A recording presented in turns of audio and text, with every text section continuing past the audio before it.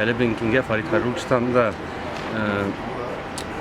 опытнырақ кіші, бізін еткенде республикада yok. Onun için Фарид Харулч deyip әйтелерген, значит, Фарид Харулч, Алла білсе бітіні біз ризалашып, шатланып сайтымыз. Халықның авторитетін яулаған, халыққа тырышып ішлейтірған, мен даже қоймасым, мұнда яш мәселесінде неше керек деп енді, яш мы, қарт мы деп, мұнда керек түплі фикір ертуші, халық мәнфәатын яқлаушы кіші керек. И бұл ішіне жеріне жеткіріп, болдырып ішлейтірған кіші керек. Халық біле бит аралашқанда керек түплі етіп сөйлеше білерге, тұрмышын аңлап сөйлеше білерге керек. А то теге мен яш, мені сайлағыз деп кіне болмай, әлі бит ол ішіне алға таба алып барасы бар. Халық турында қайғыртып ішлейсі бар. Миңа қалса, Фарид Хайрулович бик тәҗрибәле кеше. Ул тормышны белә торган кеше, ул эшен белә торган кеше. Ул қалса, минем өчен бик зур горурлык булыр иде. Yok, men bugün ул башлап җибәрү әйбәтрәк булыр дим. Аннары дөнья күрсәтер. Әгәр дә кирәк булса, сез әйткәне киләсе елларда булыр да. Әлегә көтелмәй. Әле юк та, кирәк дә юк дип саныйм.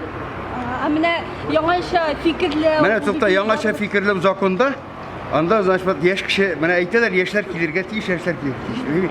Анда килергә тиеш тәҗрибәле, опытный кеше. Яшьләр хәзер аңлашылмый. Әйтәләр, яшьләр килсен дә яшьләр. Менә синең әйтүең буенча да шулай бит. Яңаша фикерли. Яңаша фикерләп хәзер, значит, менә без инде көнгә калдык инде. Күрдегезме? Халык ничек фәхирләнде, значит, ни? Яңаша фикерләп. Яңаша фикерләп. Вот, менә сездә яңаша фикер. Хәзер комсомол заманы узды сеңлем. Менә преемник барыбер кирәк булачак. Преемник бар ул, кайгырмагыз. У меня, естественно, свое мнение по этому поводу есть. Естественно, голосовать я буду в соответствии с этим мнением, и это останется тайной. Это хорошо, это правильно, это правильно. Должна быть новая кровь, должно быть обмен должен идти всегда. То есть кто-то должен, конечно. Мы выслушаем все стороны и примем правильное решение. Я думаю, обязательно примем правильное решение. Menimçe bizim Farid Hayruloviç tecrübeli de, yavaşça fikirli durğanda, onları bütün ülkeni bile durğan kişi, hem onun saylanığı bu elbette devlet şurası içinde, hem Gumumen Respublika içinde bir faydalı olacak. Я считаю, что наиболее достойная кандидатура на сегодняшний день, отвечающая всему тому, что вы сказали только что, это является Фарид Хайрулович. Мен үзем теге бу политика дөньясында бөтенләй яңа кеше һәм әлбәттә менә мин шулай карап йөрим, Фарид Хайруловичның сүзен итра, барыбер ул бик игътибарлы. Аннарысын менә беләсез бит инде яшьләр дә күп хәзер кирде депутатлыкка. Барыбер яшьләрнең фикерендә ишетә, кызыксына. Шуңа күрә миңа калса, мин үз чиратымда бөтенләй башка кешене күз алдыма да китерә алмыйм. Яшә кешене сайлау бу вазифага уңышлы булыр дип санамыйсызмы? Юк, тәҗрибәле кеше кирәк. Алла шундый рәхмәт. Мин әйткән сүзләрне әйтте. Фарид Хайруловичның бүген калуы спикер булып, минемчә дөрес булды дип уйлыйм. Бик опытлы кеше иде инде. Шулай булырга тиеш.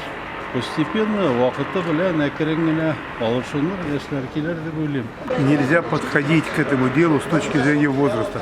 Надо подходить с точки зрения профессиональной пригодности человека. Мухаммедшин в хорошей форме, разумный, взвешенный человек. Это очень сложное место, поэтому нельзя подходить по принципу, вот сейчас, не может быть возрастной принцип критерием. Это глупость. Не возрастной принцип, а, например, вот более современно мыслящий человек. По-моему, абсолютно современнее, чем Мухаммедшин.